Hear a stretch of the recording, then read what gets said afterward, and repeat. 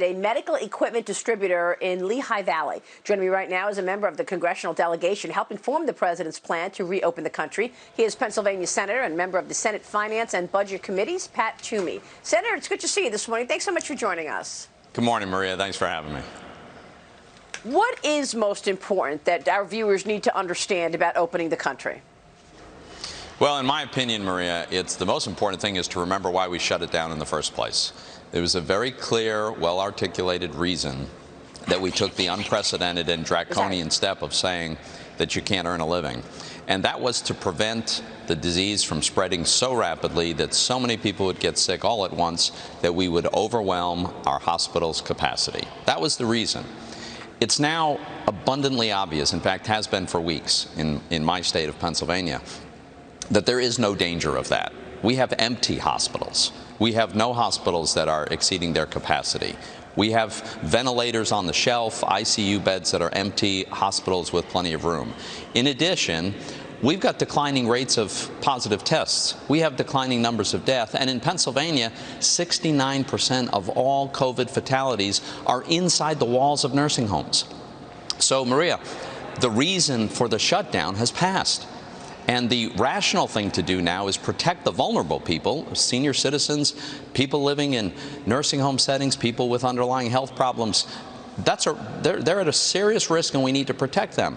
But the vast majority of people are not in that category, and we need to get on with letting people earn their living.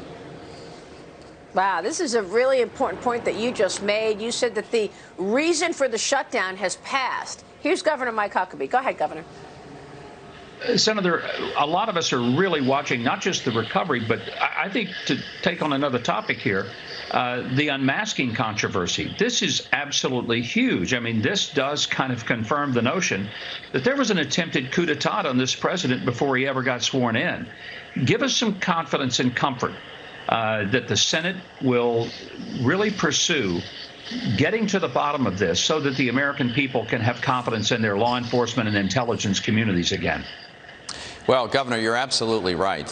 What happened was appalling, and it's extremely appalling in the case of the unmasking of Michael Flynn. But the prosecution of this man, the fact that we know that the FBI tried to entrap him, tried to force a lie, they didn't have any questions about a conversation. They had the recording, they had the transcript of his conversation, and they were simply trying to entrap this man. And that's only part of it, right? The IG report shows case after case after case where senior FBI officials were abusing their power with respect to the FISA court. So you're absolutely right. We do need to get to the bottom of it. Lindsey Graham, the chairman of the Judiciary Committee, which is the committee that has jurisdiction over this, has told us he's going to have very thorough hearings. He's going to subpoena the records. We're going to have this all laid out over the course of the summer in the Judiciary Committee, and then we'll decide where to go from there. I should point out also that an amendment passed yesterday on the Senate floor from Mike Lee, the senator from Utah, that will require the FISA court to appoint an amicus, to have somebody who will represent the side of the American who's going to be spied on in a controversial case, such as if the FBI were to decide again they want to spy on a presidential campaign. But this is very, very chilling, very disturbing. We got to get to the bottom of it. So, Senator, let me ask you about that, because so far we're not seeing a lot of accountability. I mean, we know that the leaking of classified information is a 10-year felony. Lying to Congress is a felony. Putting aside all of the spying and unlawful treatment of a sitting president that was obviously underway, like the informants and the wiretapping and the tools that we use against terrorists were used against President Trump, do you believe people will go to jail? Look, I think that's entirely possible. As you know, the Attorney General, Bill Barr, who I think is doing an outstanding job, has appointed a U.S. attorney to investigate this very question.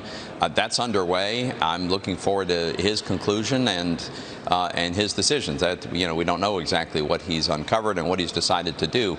But that's a really important investigation. And as I said, the United States Senate is going to do a public investigation of this as well.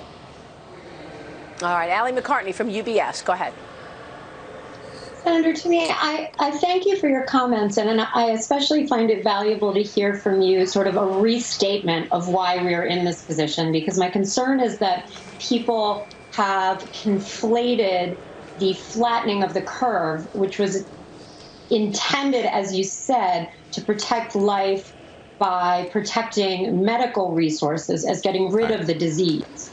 So now that we've gone from what I would call that triage phase to what is now the transition phase that leads to transformation, you've talked about a number of things, and I think that transition stage, we do have to have a different relationship between health and medical resources and the economy.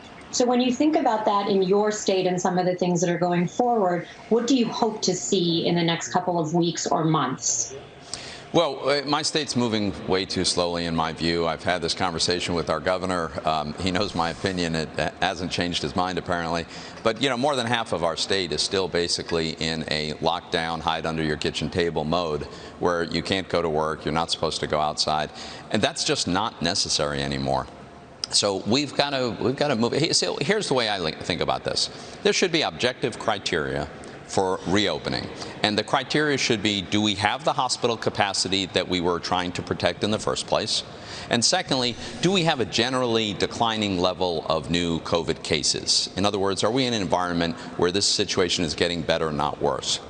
If we can meet those two criteria in a given county or a given region of Pennsylvania, then businesses that are able and willing to comply with CDC guidelines about distancing and masks and gloves and the other things we all know we ought to be doing, those businesses who can keep their employees and their customers safe ought to be able to reopen.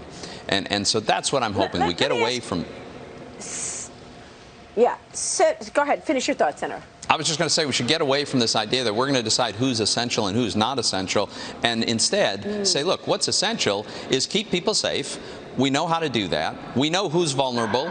If you're a 78-year-old person with emphysema, you shouldn't go back to work. Right. But most people are not in that category. In terms of being essential, one thing that has come out of all of this is the fact that it is essential to make some of the most important things that we need here in this country and not rely on China for prescription drugs and the active ingredients in there, and not rely on foreigners for the things that we need very much, whether it be food or drugs or minerals. You opposed the USMCA. You were among the few who really talked about why it fell short in your view.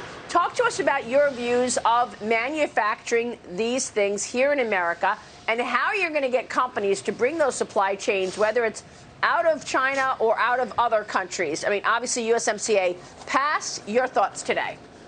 Well, so the way I think about this is we should not be dependent on a handful of countries anywhere in the world, and least of all adversary countries, for national security items. Anything that's important to our national security, and that would include life-saving medicines. That would include the kind of equipment that we need in a pandemic.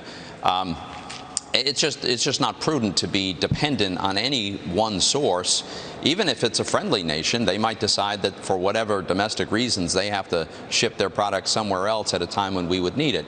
So I think we should have diversified sources, and I'm certainly delighted when that's made in the United States.